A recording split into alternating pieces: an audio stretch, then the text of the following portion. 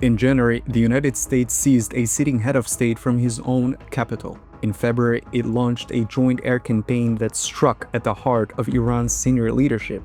In between, Washington imposed an oil blockade on Cuba, threatened to acquire Greenland, and restructured global trade with the most consequential tariff regime in a century. But these are not isolated events. Together, they're the components of a single, rather rational strategy, and most of the world still has not understood what it all adds up to.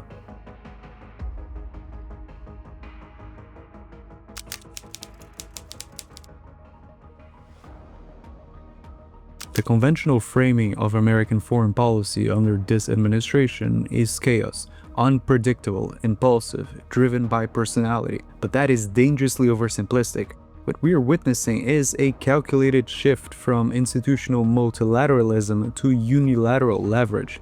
This is a strategy that treats every relationship, whether with allies or adversaries, as a bilateral negotiation where American power must extract maximum concessions.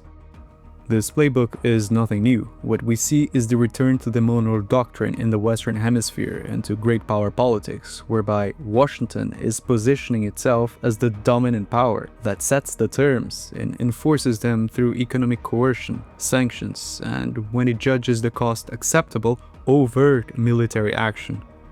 This is a break with decades of strategic consensus. Since 1945, Washington built alliances and institutions because it believed that a stable, open system served American interests better than unilateral dominance.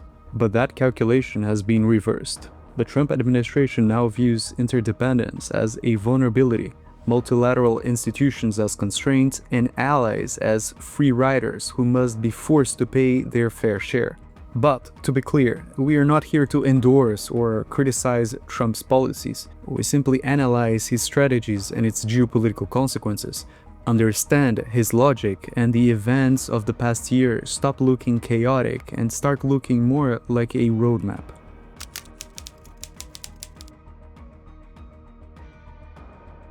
Nowhere is this doctrine more visible than in Latin America. On January 3rd, US forces launched an operation on Caracas that captured Venezuelan President Nicolás Maduro. Within days, Washington had established a de facto control over Venezuela's oil sector, the largest proving oil reserves on the planet. Acting President Delcy Rodriguez offered cooperation, releasing some political prisoners and passing new legislation that opened the Venezuelan market to US oil companies. So Washington now controls the terms on which Venezuelan oil reaches global markets, with US firms managing extraction, export, and revenue flows through American accounts.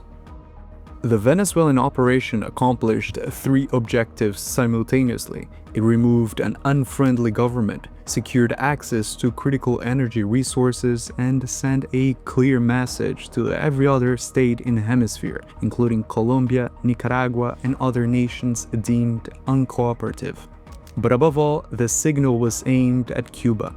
By cutting off Venezuela's subsidized supplies and threatening tariffs on any country shipping oil to the island, Trump imposed a de facto energy blockade. Secretary of State Marco Rubio has stated the objective openly: to bring down the communist leadership in Havana.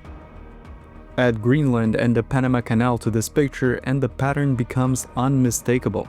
Trump's interests in Greenland is about Arctic shipping routes, rare earth minerals, and denying China and Russia a foothold in the Arctic. And the pressure on Panama, including the planning for an increased military presence, is about ensuring that critical maritime choke points remain under American influence and not subject to Chinese-linked port operators. This is the Monroe Doctrine, updated for 21st century great power competition. In Washington's strategic calculus, the Western Hemisphere must be a fortified buffer zone where American hegemony must remain uncontested.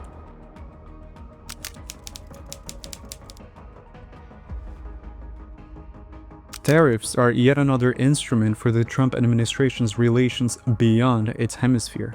The architecture is layered, a universal 10% baseline on nearly all imports, targeted duties on Chinese goods, and adjustable reciprocal tariffs proportional to whatever barriers other nations impose on American products. In short, it is a system designed to replace multilateral rules with bilateral leverage, forcing each country to negotiate individually with Washington on American terms. By imposing tariffs, Washington is effectively demanding that allies, specifically Germany, Japan, and South Korea, dismantle their economic dependencies on China or face exclusion from the American consumer base. The threat of automotive tariffs alone could cost Germany's export sector tens of billions annually. Japan and South Korea, already dependent on American security guarantees, have even less room to resist. So, the United States is using its status as the world's ultimate consumer to dictate geopolitical alignment. The message is simple. You cannot depend on Washington for defense and on Beijing for growth. Every instrument, whether a tariff, a sanctions package, or a carrier strike group, serves the same function: leverage.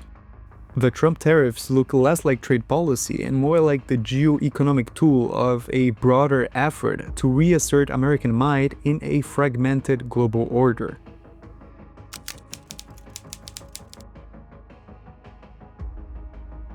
While Venezuela signaled the administration's determination to intervene in its hemisphere, Iran confirmed the American readiness to escalate globally.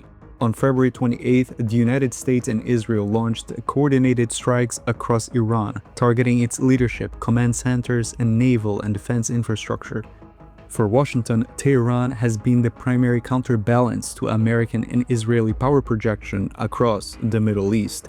Its vast proxy network in Lebanon, Iraq, Syria, and Yemen has created a deterrence architecture that elevated the cost of any direct confrontation.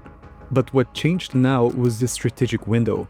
The fall of Assad severed Iran's most critical land bridge from Tehran to Beirut, and with Beijing and Moscow reluctant to provide any credible security guarantee to Tehran, Iran found itself more isolated than at any point since 1979. Trump and Netanyahu understood that window, captured the knights, the rooks, and now what they aim for is checkmate. But several factors converged to make what we see today possible. The pro-Israel lobby, one of the most influential actors in Washington's foreign policy establishment, had long advocated for a harder line on Tehran. We have already published a detailed report on how the pro-Israel lobby operates. Check it out on the description box below. Yet, as powerful as it is, the lobby alone does not explain the timing or the scope of the Iran intervention. Foreign conflicts tend to consolidate domestic support, rally the population around the flag, and shift attention away from internal issues and falling approval ratings. It is a politically useful effect, but one that depends on the perception of swift victory, and that perception becomes harder to sustain the longer the conflict drags on. And what brought the Iran operation in line with Trump's goals was the same logic applied everywhere else. That is, eliminate a constraint on US power, unapologetically. But this has not been a costless operation, and the conflict that has engulfed the Middle East is far from resolved. Iran's strategic depth was never built on conventional military parity. It was built on asymmetry, low-cost drones and missiles built at a fraction of the price of Western defense systems. It allows Tehran to impose a prolonged contest of attrition on its favor. Houthi forces in Yemen could continue to disrupt Red Sea shipping lanes, while aligned groups in Iraq retain the capacity to pressure American positions across the region. And Tehran's closure of the Strait of Hormuz, the corridor to which roughly 1/5 of the world's daily oil supply flows, gives it a lever that no amount of air superiority can fully neutralize. Each week this conflict extends, energy prices climb, Gulf allies grow more reluctant, and the American public begins to weight the costs. Trump's legitimacy depends on swift, decisive outcomes. A prolonged Middle Eastern entanglement is the one scenario that turns his greatest demonstration of strength into his most visible liability.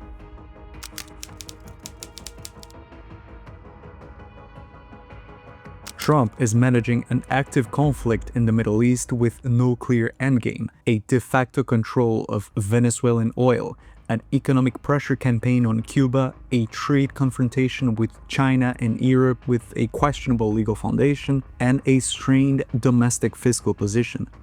This is without mentioning the mounting pressure on the Republican Party ahead of the November midterm elections. That is an enormous amount of strategic weight resting on the assumption that American power can be deployed across all these fronts indefinitely. Every nation is now recalculating its geopolitical position. China is accelerating the construction of parallel financial and trade systems. The Europeans are urgently debating strategic autonomy, while Middle Eastern states are hedging between Washington, Tehran, and Beijing. And developing nations are watching Venezuela and wondering what the terms of American engagement will look like for them. So the United States is replacing the global order with a system where American power is applied directly, transactionally, and with no apologies. The Trump administration has made a bet. Concentrated, aggressive action now will lock in American advantages before the multipolar transition erodes them further. If it works, Washington will have reasserted its hegemony over its hemisphere, neutralized Iran, forced China into a constrained economic competition, and rebuild its leverage over allies and adversaries alike.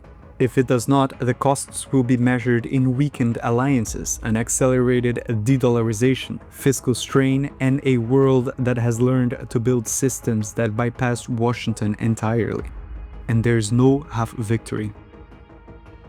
It's just geopolitics. Are we witnessing the reassertion of American strength or the beginning of its decline? Let us know in the comments below, share this report with your colleagues, and consider liking and subscribing to support our independent analysis.